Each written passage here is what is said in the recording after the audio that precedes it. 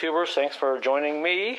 Here we go. We are going to be tearing this engine down, taking the heads off and figuring out what happened to it. What I'm going to do first is go ahead and pull these three plugs out on the front and see if they have any antifreeze or oil mixture on them, just to figure out if it's the front head or the back head. So if I pull these three plugs out and they look okay, then I know it's the back head that where the head gasket has blown. So what I've done right now, I'll go ahead and drain. I've already drained some of the antifreeze out of it, if you can call it antifreeze. Just a quick note on these Tauruses. These antifreeze drain plugs they put on the bottom of the radiator, they are difficult to get into. So what I do, I come over here, this connection there. There's a T connection. I just take the clamp off and slide it apart, and you can see the disconnect, that clip right there. I just drain it that way. I know there's a drain plug there somewhere for the radiator, but I'm not sure where it is, and it's just easier to get to it that way. Now, what I wanted to show you guys is this here. That's in the engine. That's rust. I don't know. They probably got some additives in there trying to stop the leak and all that. Try to probably fix the head. But I am going to have to do a complete engine flush later, and I know a lot of that's in the heater core, so I'm going to have to flush that out. And that's all that came out, so pretty nasty looking stuff. So I've gone ahead and drained the radiator, and so what I'm going to do now is start disconnecting things and hook the battery, and I'm going to pop these three plugs out real quick, just out of curiosity to see which head is giving me the issue. And we'll just start disconnecting everything. So here we go. Shouldn't be too long. We'll just kind of take our time here, and I'll try to hold my camera as steady as I can. Being a one-man band, sometimes it's a little difficult, but I'll try to do more of a steady shot on this project. Alright, well, I got the three plugs out on the front. I'll tell you, those are a little difficult to get out. You got to use a little 5/8 socket, and then take a screwdriver and get down in there and clean around that plug in order for the socket to get on there. And here are the three plugs I took out, and they're not all that bad. I mean, pretty typical. A little black carbon buildup there, but I don't see any moisture. So on this cylinder, the head, I should say the side of the head of the engine, through process of elimination, that side is good. So what I'm going to go ahead and do, I think, is go ahead and start tearing off some of this intake stuff. And I may go ahead and pull the three plugs out of the back. I mean, there's a rare chance maybe the heads are fine and something else is causing my water issues, but I would not want to tear it apart and find out the heads were okay.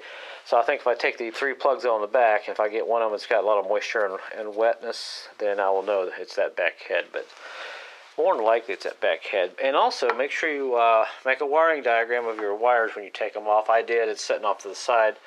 Makes your life a lot easier. So I'll go ahead and we'll take some of this air cleaner stuff off here. Pretty simple stuff. Unhook the battery, and it'll give me a little more access to the back side of that engine, because I know those plugs are a little hard to get into, but if you've got long arms, if you can lean up over the engine, I think you can probably get in there. But I'll let you know how I do it and what's easiest. So we'll see how we go. But those plugs, well, they're okay. So we'll see what the back ones say, or tell us as we look at them. Alright, so what I've done so far, I've got the air cleaner off. Got a couple of plugs on the side of the air cleaner you got to take off. I got my throttle cables and all that kind of laying off to the side there. And I actually take a little paint and mark things so I know which way they go back on. And took the battery off, laying off to the side. And what I'm doing now, we'll go ahead and get rid of this coil pack here. Now on this 2000, there's a lot of emission stuff right here. I slowly just unhook things, pull things back out of the way, and as you can see, you've got some vacuum tubes, and you got a couple of wires here that connect into this EGR sensor. And once you get a lot of this out of the way, I take you got one more little thing here to unhook. You got this guy here. I just put a thumb wrench on it and grab it right there where my thumb is. There's a little place there, right there. You can kind of grab it, hold this from the whole unit from turning, and you can break this loose. And that's how I got that loose. Let me back the camera up a little bit. And then when you get ready to take this coil pack, there's a couple of bolts. I don't know if I can zoom in there a little bit and see if you can see those. I'm going to take out. One is right there, and there's one down on the bottom down there. But I think if I go ahead and take out these two little bolts, which are right there, that's holding this EGR stuff on, I think I can get that coil pack off. Basically, it's sitting on some kind of a bracket, so I need to get that off. And once I get that off, then I can go ahead and start taking this intake off. But I wanted to make sure I didn't break anything, because if you break any of these hoses, these vacuum lines or anything, you will get a check engine light on. You'll get a P420 or P421 code or something. Too much air entering the system. So don't break this little guy here. You gotta put your, you get the light down there. There's a place right there. You push on the top of it. Let me zoom in a little bit. There we go. Pull this guy out.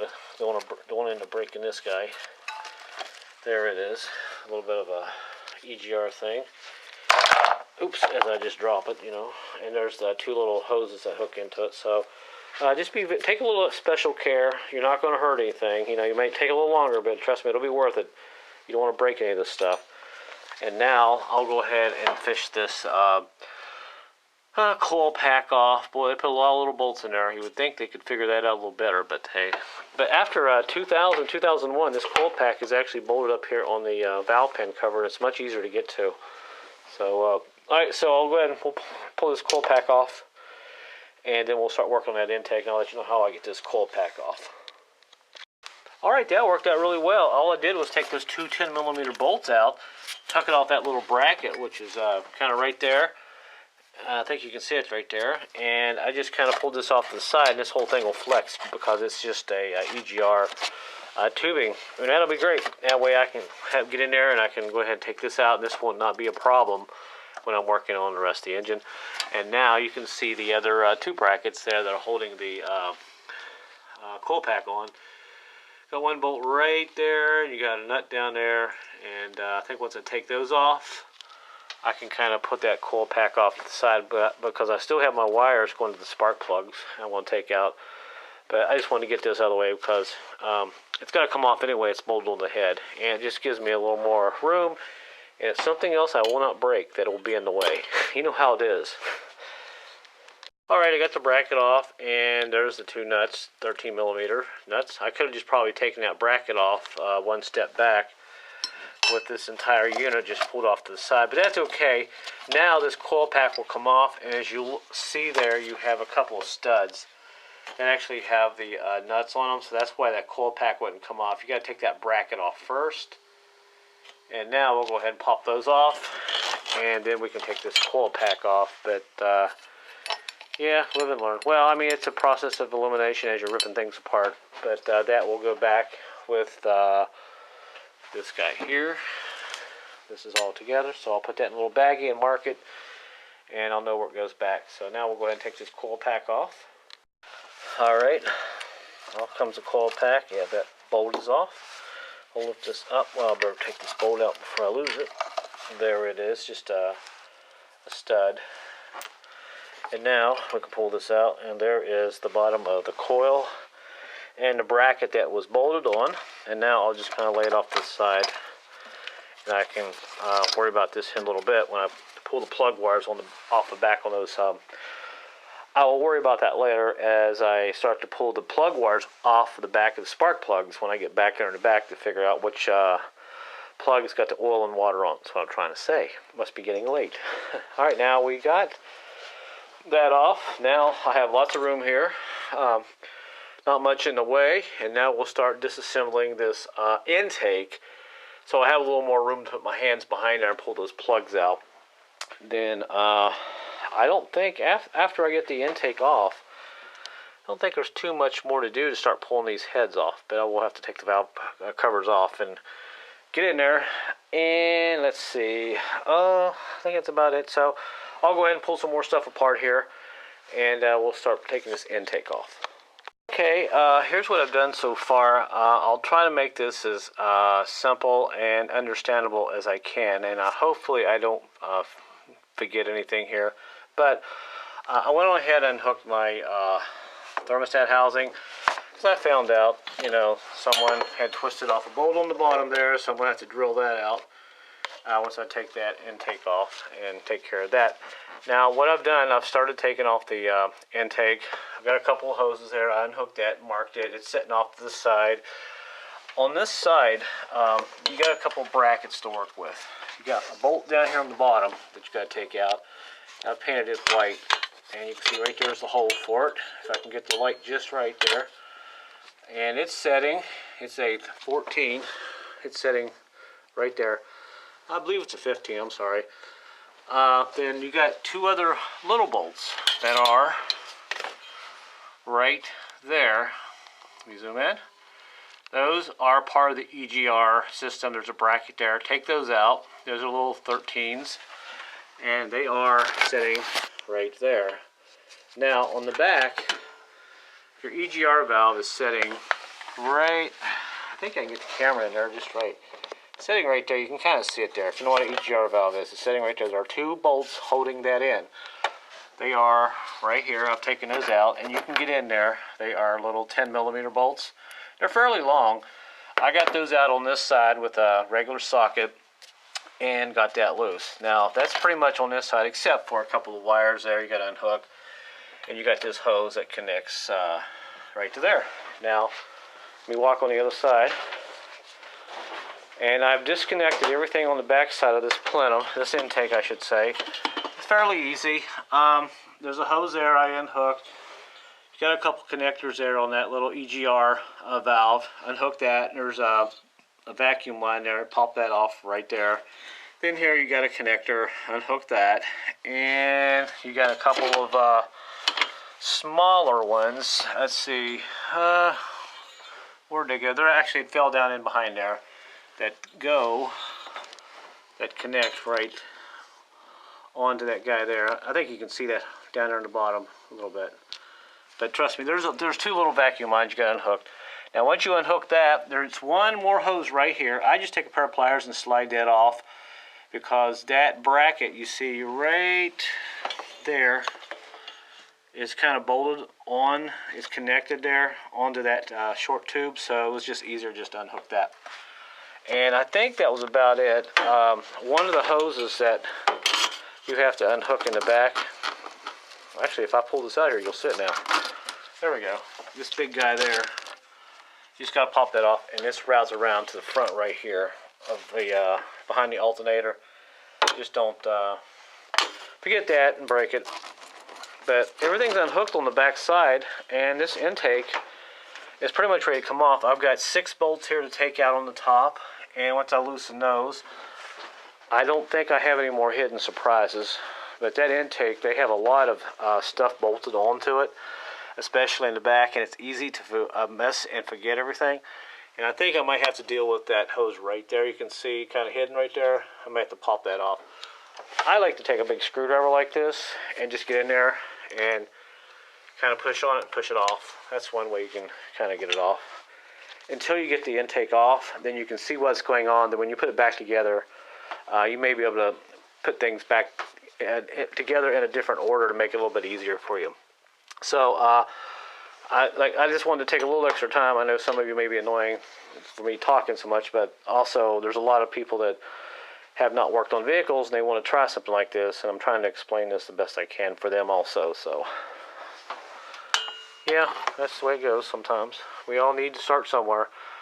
So I'll go ahead and start popping these bolts off here. They look like 13mm, and we'll go ahead and see if we can pull this intake off and see if we can get it off without breaking anything. I don't think there's too much left, so we'll see here in a second. Alright, I got all the bolts out, and let me give you a look at the bolts here. Boy, some of these suckers are long. This is probably a 4.5-inch bolt. There's 2 of them. And you got the 4 regular little short ones, so this is probably a $20 bolt. I'm just kidding, but pretty long. Don't break that. Don't lose it. So now we'll go ahead and see if this intake will come off. We'll set the camera down. Kind of watch me here. See, we probably got something else in here connected that I can't see, but let's see how it goes. All right, there we go. All right, there it is. And Alright, let me shine the light over here. See what we got. Alright, that was pretty easy. It looks like I got a bracket right here and your PVC valve. There it is. So it goes in pretty easy. So I think, yeah, I got a hose right there and that bracket, and I'll pop that off. If I pop that off, I should be able to pull this out here. So I'll have to set the camera down, obviously, and we'll go ahead and pull this out and look at it real quick. Alright, there's what was holding me up. Two little vacuum lines on the bottom of that square looking thing there with the plug on it. So go ahead and pull that off. Yeah, I know, I like paint. I marked it so I know which side goes on where. And this is ready to come off. So I'm going to set the camera down, pull that off my hand. We'll pull this out of here. So it looks like it wasn't too bad. Alrighty, there's the bottom of the intake. And here is what we were looking at on the back side. See all this stuff here? Kind of make sure you don't break it. And here's where the EGR valve hooked up to it. And it didn't have a gasket. It has a, I guess it is a gasket there. It's kind of glued on, and a tube there. And putting it back might be a little interesting, but don't forget your EGR valve here. Or your PVC valve. And let's see. That's about it. And I'll give you a look back here in the back. But I cheated. I used this guy here to take those bolts off. It's getting late, and I want to do as much as I can tonight. And here is the look back here. Now I should be able to have better access to these back plugs. I'm going to pull them out real quick and just see how oily and antifreezy they are. Antifreezy? I wonder if that's a word. And there's the EGR valve. So there's a look at it. Like I said, you can get into the bolts in the back there from the passenger side. And let's see, anything else? Probably not too much. Like I said, there's a couple of wiring harnesses here. Don't mess those up, don't break them. And you got your little clip thing here. And here are those little vacuum lines I was telling you about. This mess here that kind of goes in the back of that intake. And just kind of push those off to the side. So I didn't break anything tonight. I was very lucky. I just took my time at it. And I've been out here for about 2 hours and just taking my time at it. So to this point, to take an intake off, about 2 hours. But if you're going to take the intake off, some of the stuff you don't even have to do, like the coil pack and all that. You just bypass that and just go into the next step. So at this point, I'm going to go ahead and pull the plugs out real quick in the back. And I'm curious to see what they look like. So let me set this off to the side. And we'll go ahead and pull some plugs out and see if that back head is really pretty bad. Alright, I got all 3 plugs out. Let me tell you what, that middle plug there, that tubing is really in the way. I don't know how the hell Ford expects anyone to replace spark plugs back there, but they did a shitty job there. But I did get them out. I had to get up on top of the engine, and I think it's probably easier to take off your intake to change those plugs. I mean, you could probably do it from up underneath and all that, but maybe I'm being a little drama queen. But anyway, I got all 3 plugs out, and I do not see any liquid whatsoever on these plugs, so I can't figure this out. So my last resort here is, before I rip these heads off, I'm going to do a compression check. I've got my compression tester over there, my little gauge. I'll hook the battery up and I'll just spin the engine over and check each cylinder and see what's up. But each one of these plugs, let me get my light. I think you can see that there. Every plug looks okay. I do not see any signs of moisture where it's been misfiring or anything. So, I'm not sure what's going on there. So I guess we'll be doing a compression check. That would be odd if the head was okay. Both heads were okay and it was the intake that was bad. But it still doesn't explain the coolant loss. But we'll do some more research. But next thing I'm going to do is go ahead and do a compression check. That'll tell me right there if there's a cylinder that's bad in the head and it's leaking, and if the head gasket's bad. So I'll go ahead and do that, and I'll come back with the results a little bit later. I'm not going to bore you with every step, but I'll do a compression check and write down all the numbers and show you what we find. Okay, the verdict is in, and I did my compression check. I did it dry. I just wanted to get an idea of what's going on. and I wrote down my results. The top row you see is the back cylinder back there, and the arrow is pointing toward the front of the engine. And these bottom ones here, this is the head on this side. And you can see how ridiculously low the compression is. I think I probably have 2 bed head gaskets, but I had 105 there. That was the highest one. But as I took out all the plugs, I didn't see really that much wrong with them, and they looked like they were burning pretty good. Although the back ones were pretty black. I don't know if you can see that. So I figure that head gasket's bad back there. But I really would have thought these numbers would have been a lot higher, at least 150. But the motor runs fine, which is kind of weird. So it also may have something to do because I've got half the engine tore apart. So, but I still have pressure compression on this one here, and it's still holding. See, it's about 90 pounds. So I don't know. I'm not too concerned. I just really think it needs a couple of new head gaskets, because if the engine has been overheated, then it could have damaged the front head gasket. So yeah, I don't know. So that's done. So what we'll do now is go ahead and quit for tonight. Here's one other quick thing I want to show you real quick about the VIN numbers on these Tauruses and a lot of these Fords. You got to get the right part number. You got to read the eighth digit number on the VIN number. Let me show you that real quick here. Okay, and to make it a little more complicated, on the 8th number on your VIN number, there's these codes. You have U, you have V1, 2, and S, and of course mine is a 2, which is a 3.0 fuel gas ethanol 12 valve engine. So when you're ordering parts, you got to make sure you have the right number on that code, and that 8th number on your VIN number from left to right is the one you're looking for. So you got to make sure you get that before you even order the right gasket set, before you go ahead and start putting it back together. So just thought I'd pop that in there to make your day just a little more complicated. But in most cases, it's pretty straightforward, and the parts should be easy to get, because these cars are almost 17 years old. So there's a lot of these cars on the road. So a lot of these parts interchange all the way up to, I think, 2005. So interesting to see that piece of information there. And as you can see, yeah, those VIN numbers, boy, you really got to make sure you get the right VIN number if you're going to order gaskets and all that, because it could be kind of a mess. And this one here is a flex fuel engine, so it's a little bit different setup, but not too entirely different. But the gaskets are slightly different, so make sure you get the right gaskets. All right, so back tomorrow, we'll go ahead and start ripping into this and pulling the heads off. Although I am concerned about that manifold bolt down there. I don't know how I'm not sure how I'm going to disconnect this manifold. I don't know if I'm going to try to break it loose down there or break the bolts loose up here, since they're easier to get to.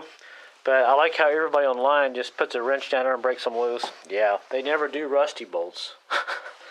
Yeah, they always get the good cars with the good engines with no rust.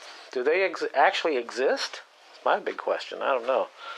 All right, so we'll be back here tomorrow, and we'll hammer away at it and see if we can finish this up, and at least get the heads tore off and look at the gaskets.